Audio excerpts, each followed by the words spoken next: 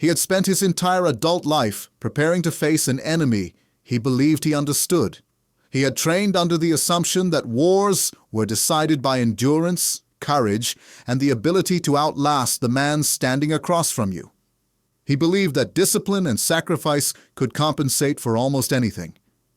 But when he finally stood inside an American-controlled facility, far from the battlefield, far from the noise, far from the chaos, he felt something far more unsettling than fear.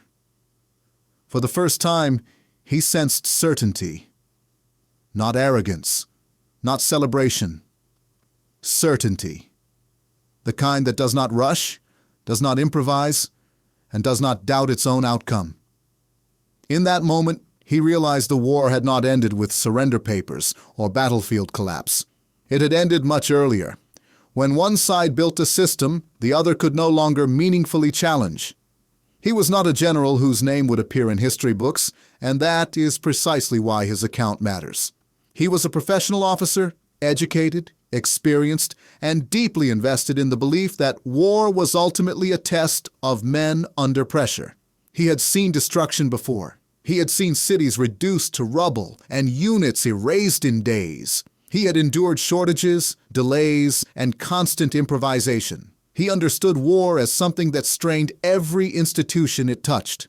That understanding shaped everything he expected when he was captured.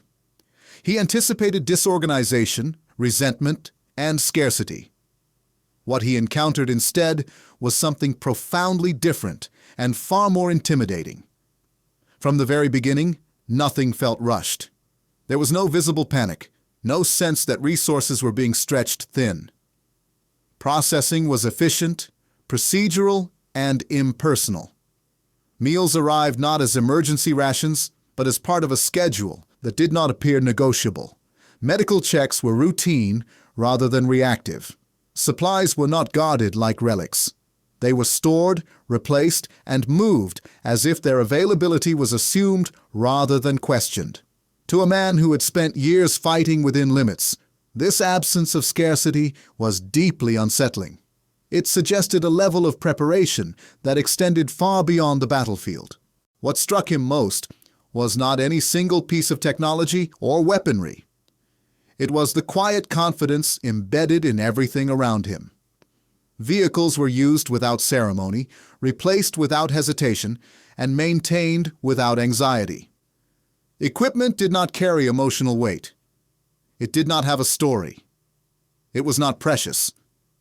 In his experience, every vehicle lost was remembered. Every piece of equipment damaged was felt. Here, loss was anticipated, accounted for, absorbed without disruption.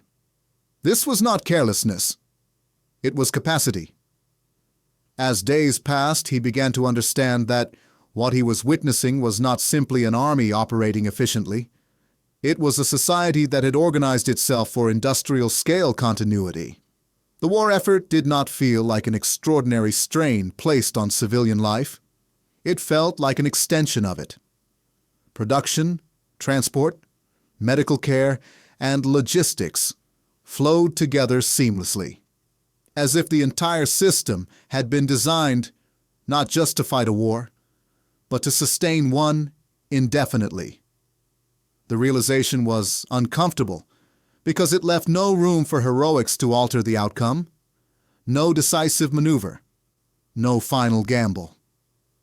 Against this kind of structure, brilliance mattered less than time, and time favored those who could afford to spend it.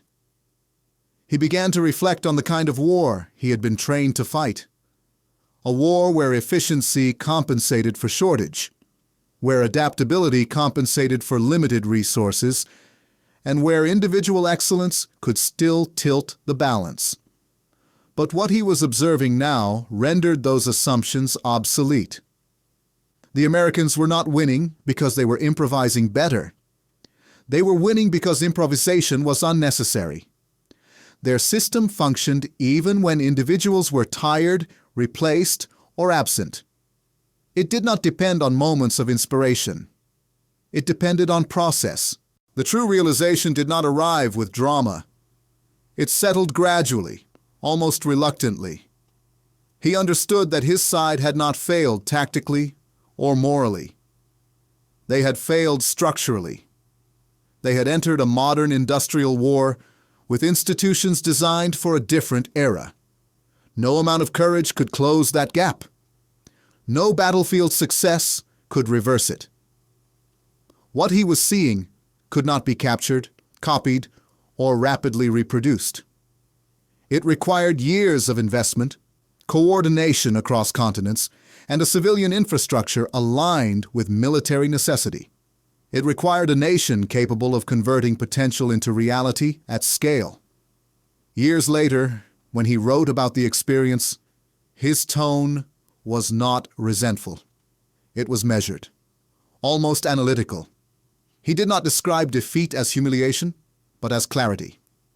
He noted that bravery remained essential, but it no longer decided outcomes on its own. Wars had become contests of endurance between systems, not merely confrontations between armies. The Americans, he concluded, had understood this earlier and had built accordingly. For him, the war ended not with explosions or surrender ceremonies, but with understanding. It ended the moment he recognized that the future of warfare belonged to nations that could sustain effort without exhaustion, replace loss without disruption, and project power without urgency. What he witnessed was not simply military strength.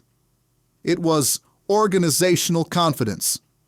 And against that, the war he had prepared for no longer existed. The war was over long before it officially ended. What remained was the lesson: quiet, undeniable, and permanent.